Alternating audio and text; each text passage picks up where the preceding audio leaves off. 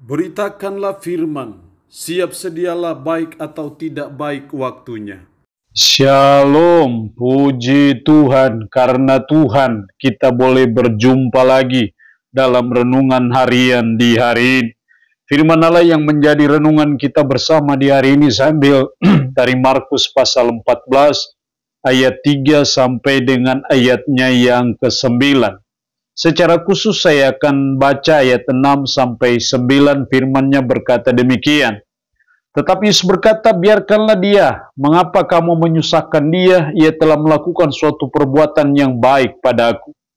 Karena orang-orang miskin selalu ada padamu dan kamu dapat menolong mereka bila mana kamu menghendakinya, tetapi aku tidak akan selalu bersama-sama kamu. Ia telah melakukan apa yang dapat dilakukannya. Tubuhku telah diminyakinya sebagai persiapan untuk penguburanku. Aku berkata kepadamu, sesungguhnya di mana saja Injil diberitakan di seluruh dunia, apa yang dilakukannya ini akan disebut juga untuk mengingat dia. Demikian kebenaran firman-Nya hari ini yang mengajar dan menasihati kita berkarya yang terbaik bagi Kristus.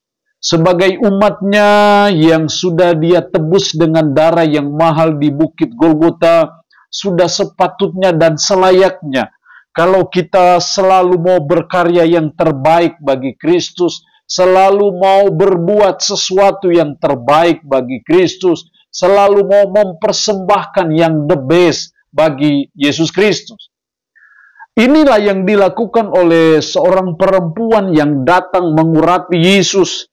Dalam ayatnya yang ketiga, ketika Yesus berada di Betania, di rumah Simon si Kusta, dan sedang duduk makan, datanglah seorang perempuan membawa suatu buli-buli pualam berisi minyak narwastu murni yang mahal harganya.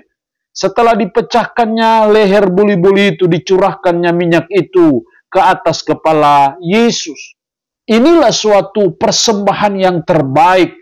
Inilah suatu karya yang terbaik yang dilakukan seorang perempuan ketika Yesus ada di Betania di rumah Simon si Kusta. Dan ini juga yang menjadi contoh dan teladan bagi kita sebagai umat-Nya, sebagai anak-anak-Nya, sebagai hamba-hambanya, untuk kita juga mau berkarya, mau mempersembahkan yang terbaik bagi Kristus. Lalu pertanyaannya adalah, kenapa kita harus berkarya yang terbaik bagi Kristus?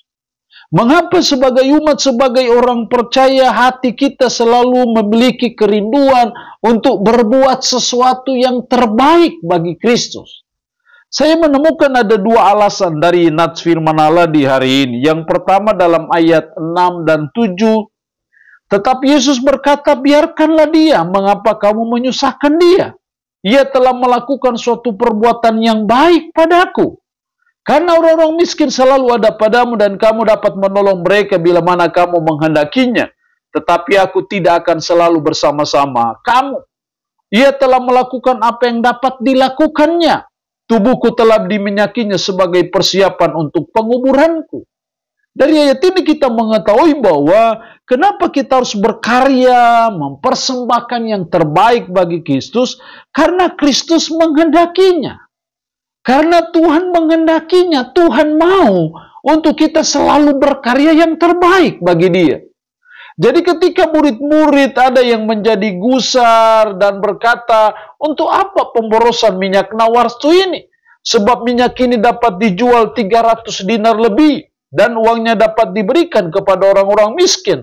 Lalu mereka memarahi perempuan itu. Walaupun murid-murid tidak setuju, tapi Yesus berkata, biarkan dia. Mengapa kamu menyusahkan dia? Ia telah melakukan suatu perbuatan yang baik padaku. Artinya bahwa memang Yesus menghendaki. Yesus mau perempuan itu melakukannya seperti itu. Yesus juga menghendaki kita untuk selalu berkarya, berbuat yang terbaik, mempersembahkan yang terbaik bagi Yesus Kristus. Itu yang Tuhan mau dalam hidup kita sebagai umat, sebagai orang percaya. Karena itu kita terus belajar dan berusaha dalam hal apapun juga. Kita harus selalu berkarya yang terbaik bagi Dia. Ketika kita dipercayakan dalam tugas dan tanggung jawab apapun juga. Apakah kita sebagai birokrasi dalam pemerintahan, apakah kita dipercayakan sebagai panitia, dipercayakan sebagai majelis, sebagai pelayan, sebagai badan pelayan unsur dalam gereja. Mari kita selalu belajar dan terus berusaha untuk berkarya yang terbaik, mempersembahkan yang terbaik bagi kemuliaan Yesus Kristus. Karena Yesus Kristus menghendaki akan hal itu. Yang kedua, kenapa kita harus berkarya yang terbaik bagi Kristus? Ayat 9. Aku berkata kepadamu, sesungguhnya di mana saja Injil diberitakan di seluruh dunia, apa yang dilakukannya ini akan disebut juga untuk mengingat dia. Saya melihat ayat ini sebagai suatu apresiasi, sebagai suatu penghargaan Yesus kepada perempuan yang meminyaki dia. Ada suatu apresiasi, ada suatu penghargaan yang Yesus berikan kepada dia. Dari sini saya melihat alasan yang kedua kenapa kita harus berkarya yang terbaik bagi Kristus. Karena ada penghargaan dari Kristus bagi kita. Saya percaya ada suatu apresiasi Kristus bagi saudara dan saya ketika kita mempersembahkan, ketika kita berkarya yang terbaik bagi Kristus, ada suatu penghormatan.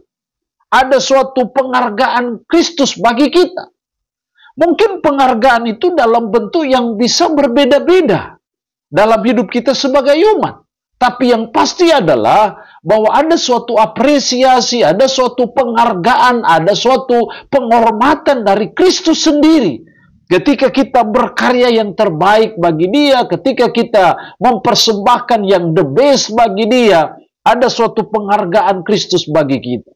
Karena itu mari ini menjadi motivasi bagi kita sebagai umat, sebagai orang percaya, untuk kita terus belajar dan terus berusaha, untuk kita terus berkarya yang terbaik bagi dia. Kristus tidak mau kita berkarya yang asal-asalan. Kristus tidak mau kita berbuat hal-hal yang setengah-setengah, yang seenaknya, yang semaunya bagi dia. Dia mau kita selalu berkarya, mempersembahkan yang terbaik bagi Kristus. Karena saya percaya ada waktu dan ada saat, ada suatu apresiasi, ada suatu penghargaan Kristus bagi saudara dan saya. Bisa jadi penghargaan itu diberikan kepercayaan yang lebih tinggi, ataupun kepercayaan yang lebih besar, ataupun apapun juga. Tapi yang pasti ada penghargaan Kristus bagi kita, yang selalu berkarya yang terbaik bagi dia. Allah punya firman ini memberkati kita dengan firman-Nya di hari ini. Amin.